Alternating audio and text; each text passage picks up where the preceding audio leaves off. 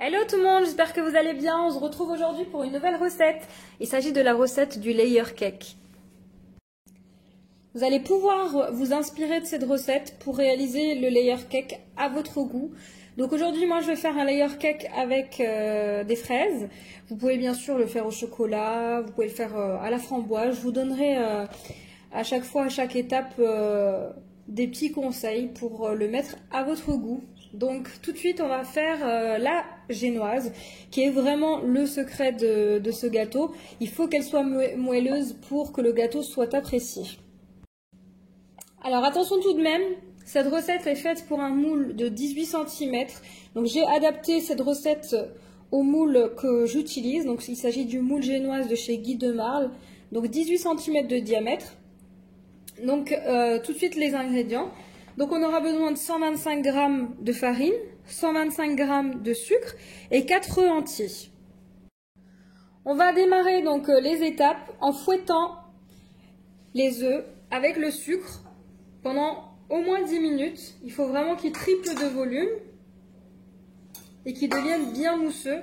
C'est ce qui va nous donner le moelleux dans la génoise. Et on va faire fondre de cette manière totalement le sucre. Donc c'est parti pour une dizaine de minutes.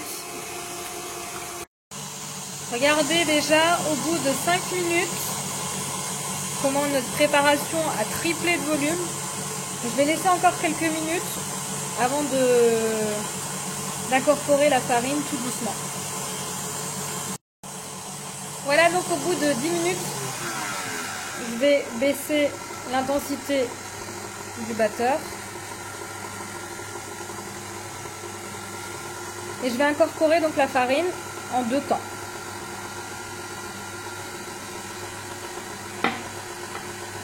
Alors on aurait pu faire une génoise au chocolat, donc en mettant seulement 100 g de farine et 25 g de cacao non sucré, donc du cacao amer pâtissier.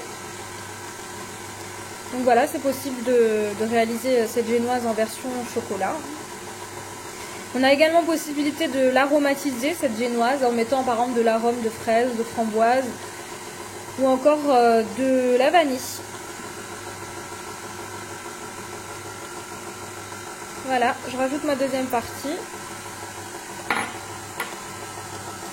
On mélange bien. Voilà, donc dans l'idée, on va pas trop la battre, parce que sinon on va faire retomber notre génoise et c'est absolument pas le but recherché. Donc là, il me reste plus qu'à transvaser mon appareil à génoise dans mon moule directement. Voilà, donc là, je vais verser mon appareil à génoise directement dans le moule.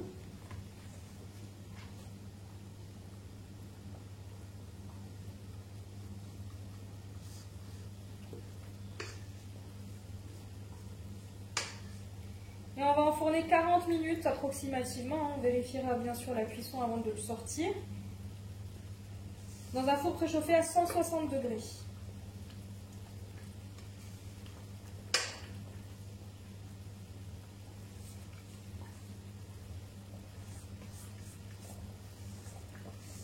Donc comme vous avez pu le constater, on n'a pas mis de levure chimique. On va laisser la nature faire les choses et avoir un moelleux naturel. Grâce à la technique, donc grâce au fait qu'on ait fouetté nos œufs et notre sucre pendant une dizaine de minutes. Voilà.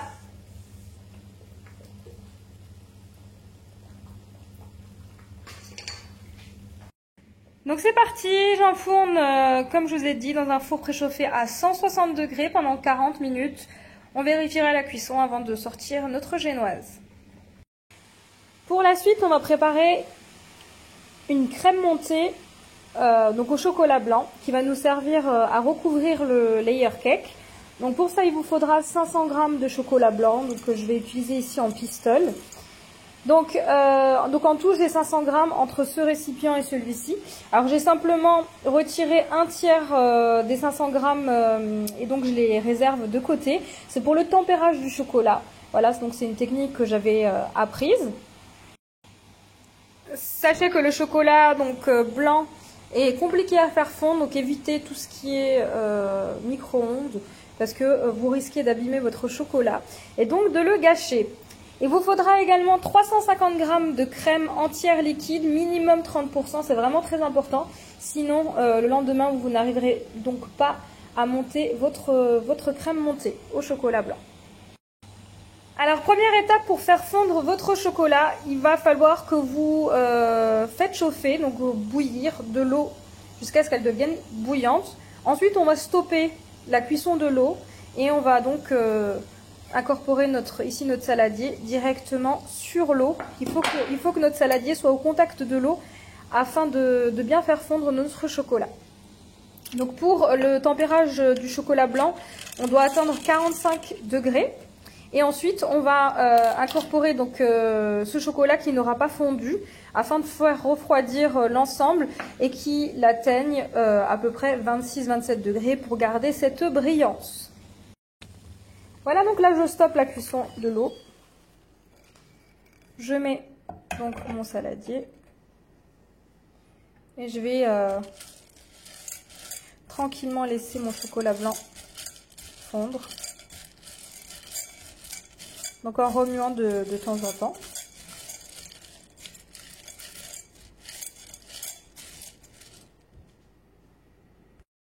Donc là, le fond commence à fondre.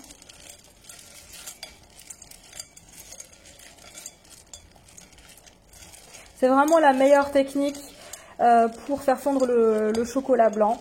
Alors je sais que parfois on a envie de gagner du temps et de le faire fondre au micro-ondes.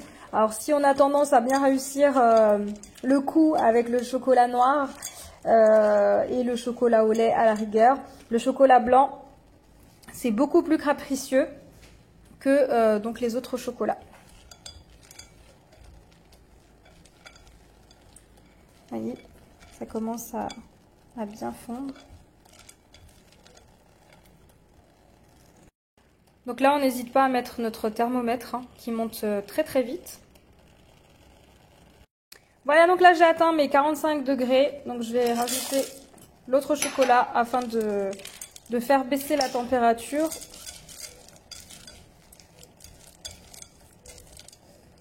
Et donc éviter d'avoir un chocolat blanc qui ne brûle.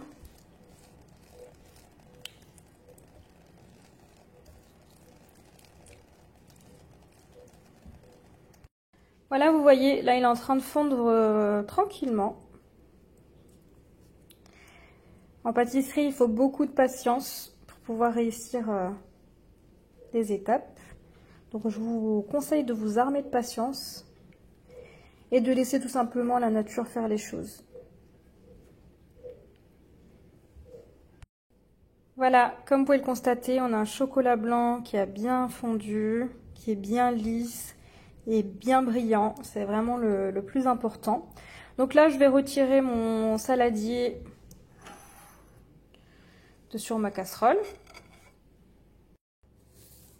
Voilà, et ensuite on va verser notre crème liquide, donc nos 350 g de crème liquide en 3 temps sur notre chocolat blanc.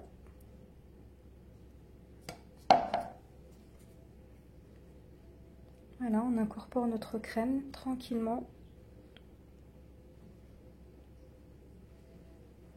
Alors vous allez voir, ça va commencer à s'épaissir. C'est pour ça qu'il faut le faire en 3 temps. Si vous le souhaitez, n'hésitez pas à utiliser un fouet.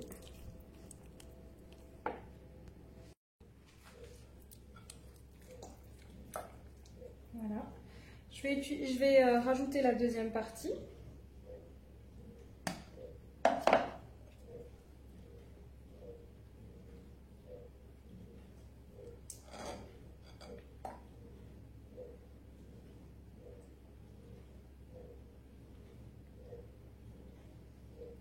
On incorpore tranquillement.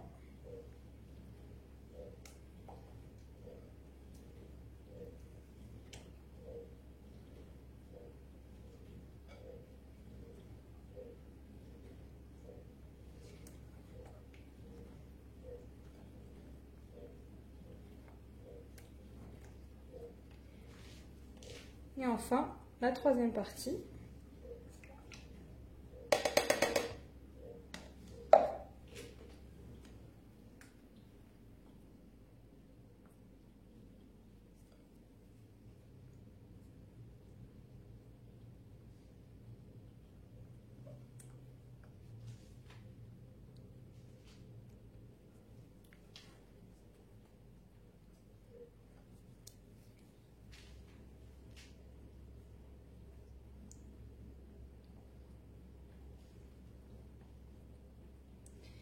Voilà, donc là je vais filmer au contact cette ganache et la laisser une nuit au réfrigérateur.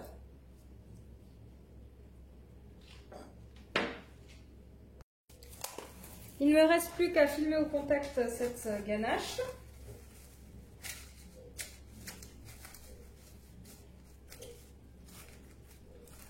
Pour éviter qu'elle ne forme une croûte.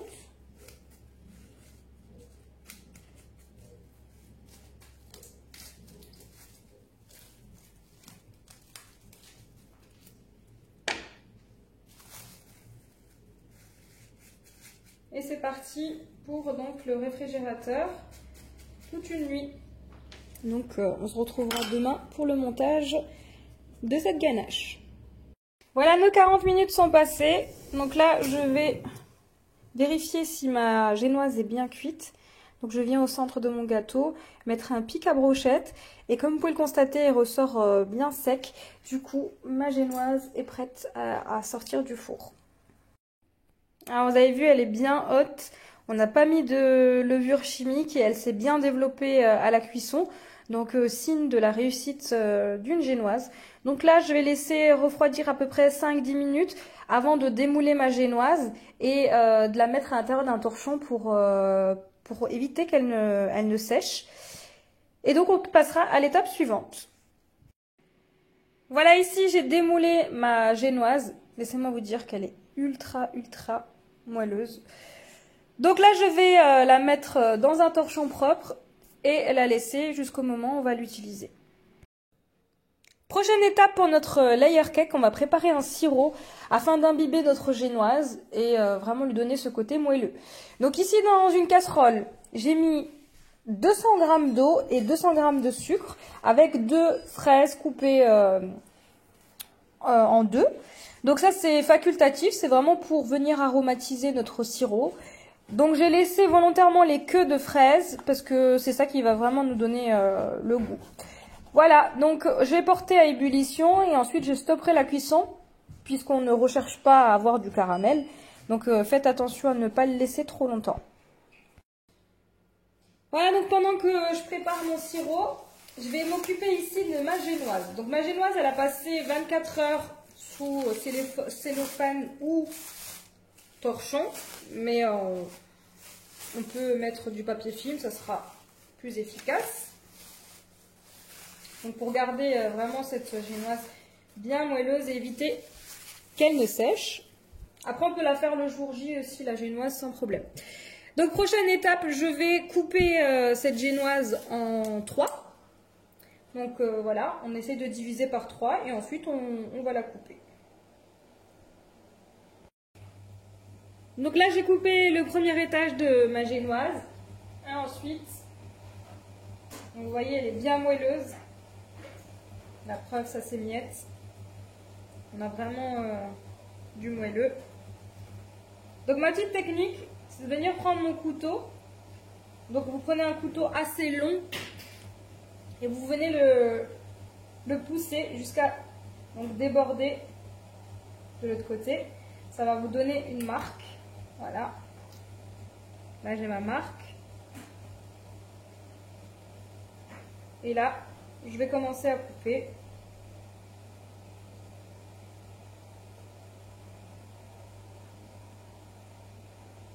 Voilà, on essaye d'être régulier.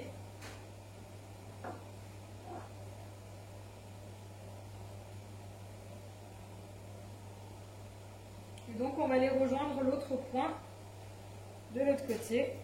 Voilà. Et là, on a notre deuxième étage et le troisième. Voilà, donc là, comme vous pouvez le constater, notre sirop est arrivé à ébullition. Donc là, ça fait 2-3 minutes que je l'ai bien laissé bouillir. Donc là, je vais stopper la cuisson et attendre qu'il refroidisse afin de pouvoir l'utiliser dans mes génoises. Pour la suite, on va préparer une ganache afin de de la mettre à l'intérieur de notre gâteau. Donc elle va être ultra rapide et simple. Donc on va faire une ganache à la crème chantilly mascarpone. Donc pour ça, il nous faut 350 g de crème entière liquide, minimum 30% de matière grasse. J'insiste, il faut vraiment que ce soit de la crème entière, bien froide. Placez-la au congélateur 15 minutes avant de monter votre crème. Et au préalable, elle doit avoir été au réfrigérateur. Ensuite, pareil, le mascarpone doit être bien froid. Donc ici, j'ai 250 g de mascarpone et 60 g de sucre. Facultatif, je vais rajouter les graines de vanille d'une demi-gousse pour apporter du goût. Voilà, donc rien de bien compliqué. Je vais mettre ma crème avec le sucre. Je vais gratter ma demi-gousse de vanille afin de récupérer mes graines de vanille. Voilà. Je vais mettre mon mascarpone également.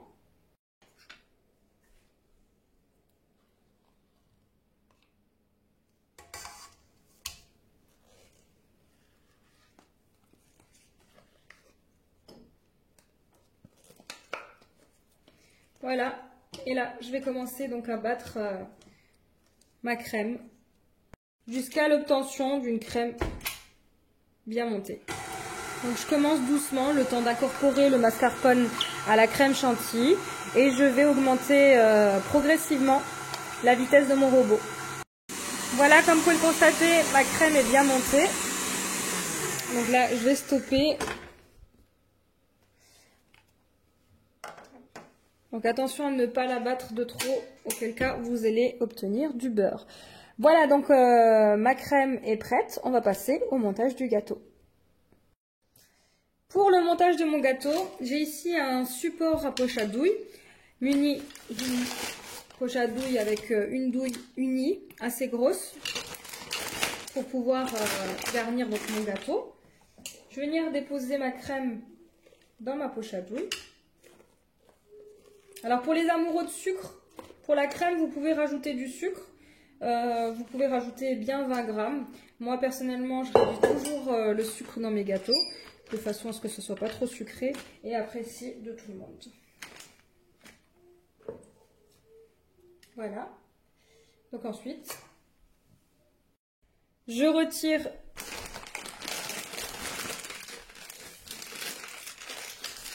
ma poche à douille.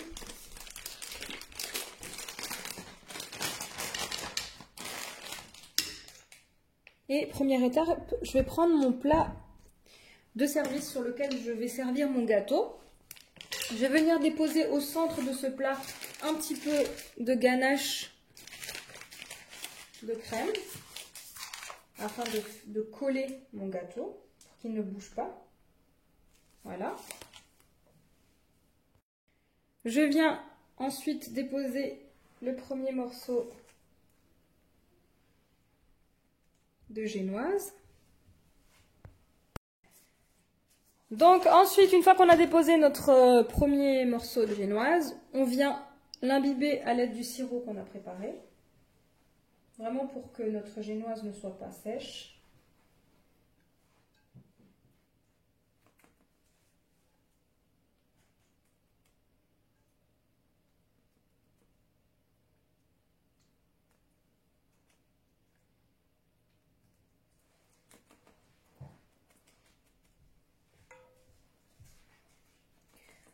Alors, on imbibe généreusement, mais pas trop non plus, parce que sinon, on va avoir un gâteau mouillé. C'est pas ce qu'on recherche. Donc là, je m'arrête là et je prends ma crème et je vais venir garnir tout simplement mon gâteau. J'aurais pu ne pas utiliser de poche à douille et de douille et venir garnir ça à l'ancienne. Mais moi, je trouve ça plus pratique.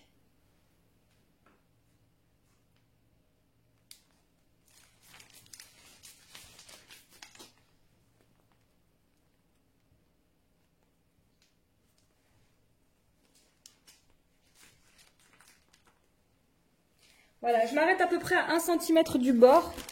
Tout simplement parce que quand on va déposer la deuxième génoise, Donc en appuyant, vous allez voir que la crème va se mettre automatiquement sur les côtés. Voilà donc prochaine étape. Si vous le souhaitez, c'est facultatif, on va venir déposer des morceaux de fraises pour avoir des morceaux de fruits, un peu de croquant dans le gâteau. Moi j'aime beaucoup personnellement. On aurait pu mettre des framboises, on aurait pu mettre de la mangue. Bien sûr le choix est multiple, c'est en fonction des goûts et des saisons. Donc là je dispose sur mon gâteau mes fraises fraîches. Alors on n'allait surtout pas mettre des fraises ou framboises congelées, comme je le vois dans certains gâteaux. Les fraises et les framboises congelées lâchent beaucoup d'eau et ensuite c'est une catastrophe le gâteau. Donc privilégiez toujours des fruits frais.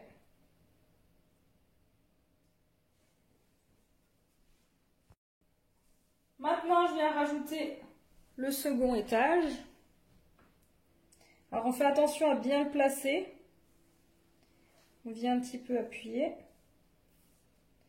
Et on le place vraiment bien, de façon à ce que tout à l'heure, quand on mettra notre ganache pour faire le glaçage de notre gâteau, eh bien, ce soit parfaitement droit, ou le plus droit possible du moins. Voilà. Donc, pareil, exactement la même étape que tout à l'heure.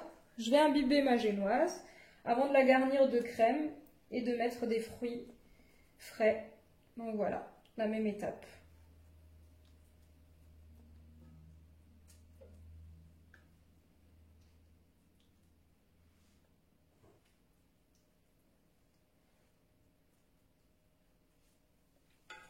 Voilà, donc là j'ai imbibé la génoise.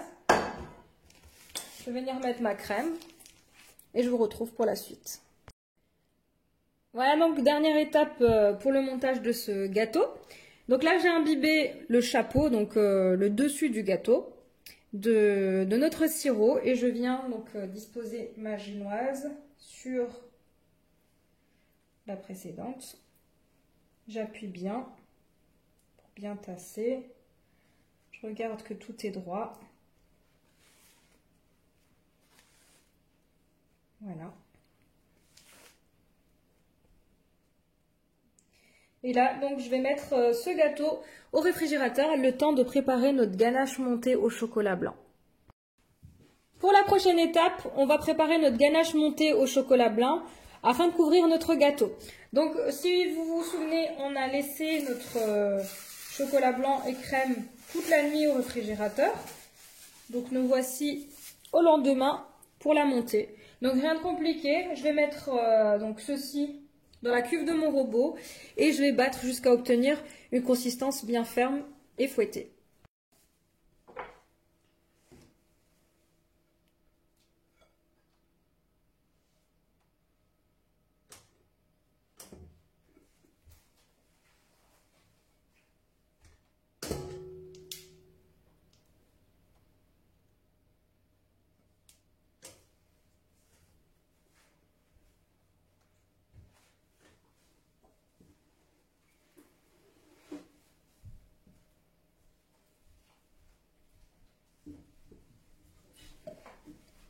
Voilà, donc c'est parti. Voilà, c'est parti. Donc je démarre à vitesse moyenne et j'augmenterai progressivement.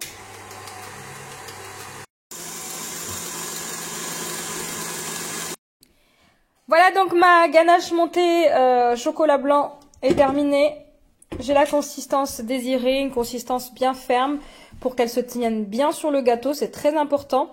Donc à présent, je vais prélever une petite partie que je vais colorer personnellement en rose. Vous pouvez très bien couvrir votre gâteau sans colorer la ganache. C'est juste voilà, pour apporter un petit côté de peps. Prochaine étape, on va couvrir notre gâteau de ganache monté au chocolat blanc et donc à la crème. Donc on va juste couvrir le gâteau, hein, donc on va pas, ça sera pas encore esthétique définitif. Donc là, notre but c'est juste de couvrir tranquillement. Ensuite on replacera ce gâteau au réfrigérateur pour 30 minutes, le temps que notre crème fige.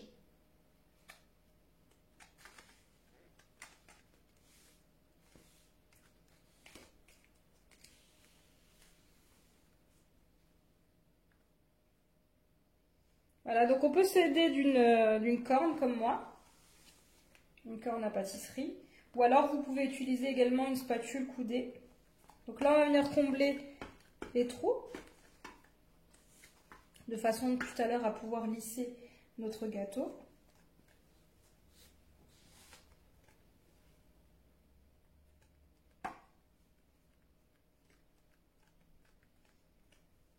Je vais récupérer ma spatule coudée.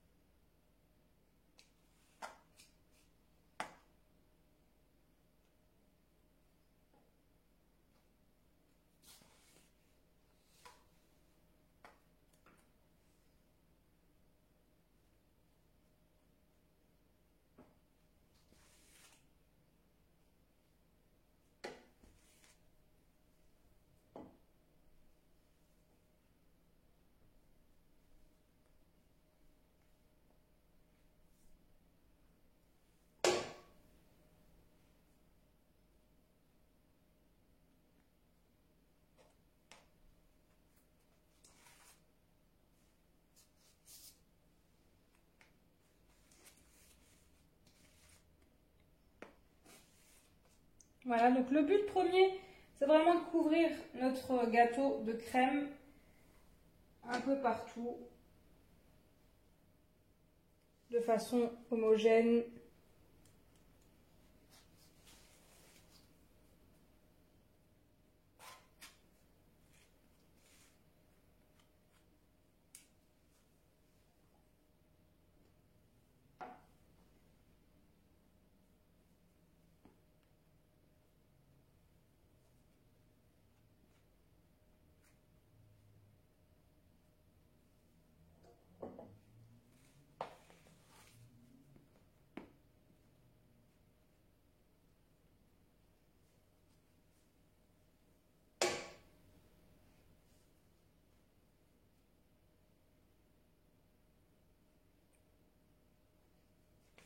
Voilà.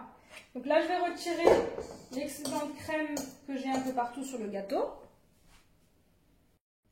Donc je viens à l'aide de ma corne. Alors c'est plus pratique de faire ce type de gâteau sur un plateau tournant. On va plus vite.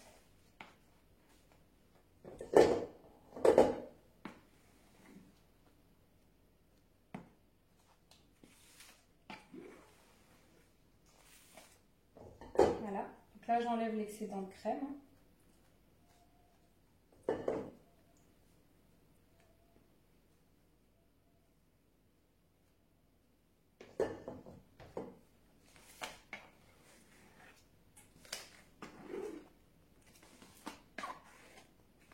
Pas avoir de gros tas de crème.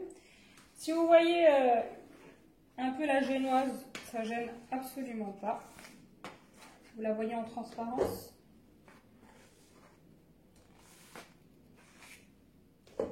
Voilà, donc notre but premier, c'était de couvrir le gâteau. Là, de retirer l'excédent de crème qu'on peut avoir. Maintenant, place au réfrigérateur. Donc la pâtisserie, ça demande beaucoup de patience et de temps. Donc là, je place ce gâteau au réfrigérateur pendant 30 minutes et on se retrouve pour la suite. Et bien sûr, la crème, par la même occasion, également au réfrigérateur.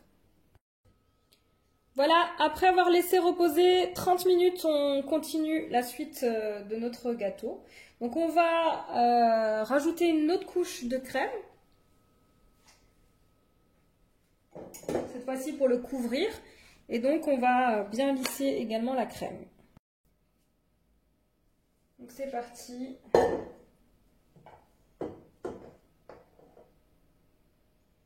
Alors je vais aller chercher un plateau tournant, ça va être beaucoup plus pratique avec un plateau tournant et je vous retrouve.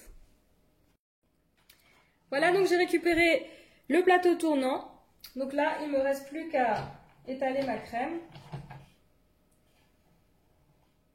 Donc moi, je commence personnellement par le dessus. Et donc là, on va vraiment venir combler l'ensemble du gâteau. Et ensuite, on va venir lisser.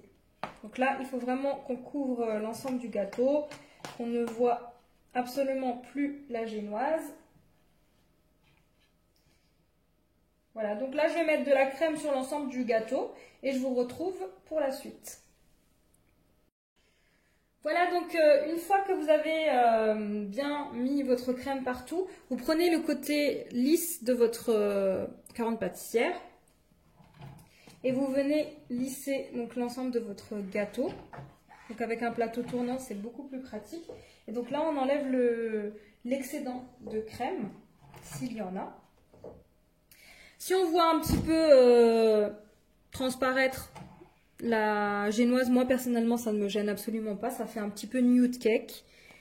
Voilà. Après, si jamais vous voulez que ça soit parfaitement couvert, vous pouvez rajouter une couche de ganache et relisser. Alors le dessus, si jamais pareil, il y a des imperfections, en règle générale, c'est pas gênant pour le dessus parce que en règle générale, on décore avec des fruits, avec des glaçages ou autre. Donc là, on va passer à l'étape suivante. Donc moi, je vais rajouter, comme je vous avais dit, un petit peu de colorant dans un peu de ganache pour rajouter ma petite touche de peps. Voilà, donc là, j'ai coloré ma ganache avec un peu de rose. Donc je vais venir apporter des petites pointes.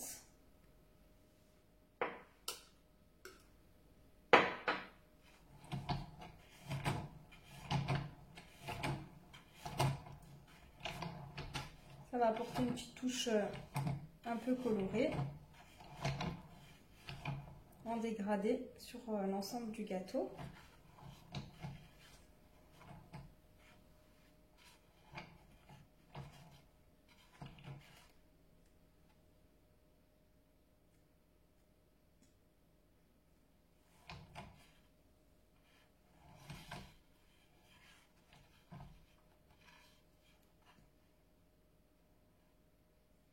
Voilà, donc je vais encore un petit peu lisser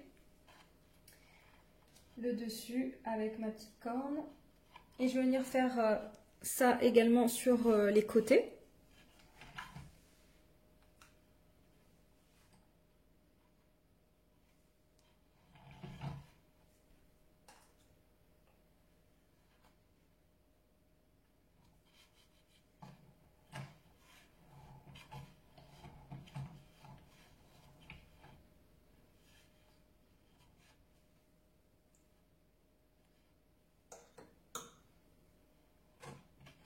Alors, je viens vraiment le faire par petites touches hein, pour que ça reste vraiment un joli dégradé de couleur.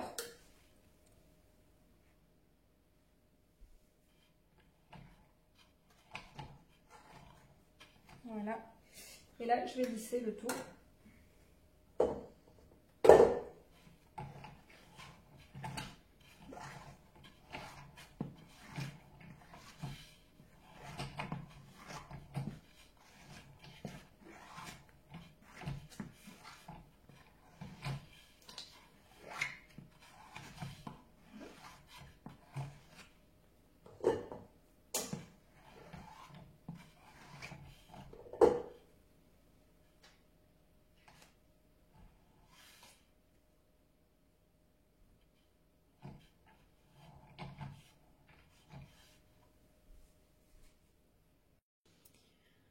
Voilà donc avec le dégradé de couleur ce que ça donne. Donc là on va pouvoir passer à la partie décoration, placer au réfrigérateur. Si jamais votre gâteau passe plusieurs heures au réfrigérateur et notamment la nuit, vous aurez toujours la possibilité le lendemain de bien lisser les côtés et avoir un gâteau bien net. À présent place à la décoration. Donc pour moi je vais mettre quelques fraises pour rappeler quand même le parfum de ce layer cake et également pour apporter de la couleur à ce gâteau. Ensuite, j'ai prévu des petites meringues en sucette que vous pouvez retrouver sur ma chaîne YouTube. Donc vous pouvez retrouver la recette sur ma chaîne. Que je vais essayer de mettre à un endroit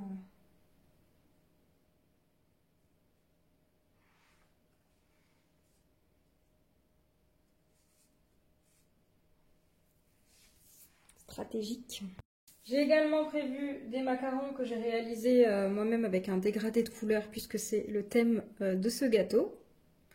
Voilà, donc ensuite vous les disposez un petit peu comme vous souhaitez, selon la décoration que vous souhaitez apporter sur votre gâteau. Je vais compléter avec un petit peu de fruits frais, notamment des framboises, des myrtilles et des groseilles. Voilà, je vous montre de près ce que ça donne au niveau de la décoration. Voilà, donc cette vidéo arrive à sa fin. Il ne reste plus qu'à placer ce joli gâteau au réfrigérateur. Comme dit, le lendemain, vous avez la possibilité de le lisser encore un coup. Donc j'espère que vous avez aimé cette vidéo. J'espère qu'elle vous sera utile. J'attends vos retours avec impatience et je vous dis à très vite.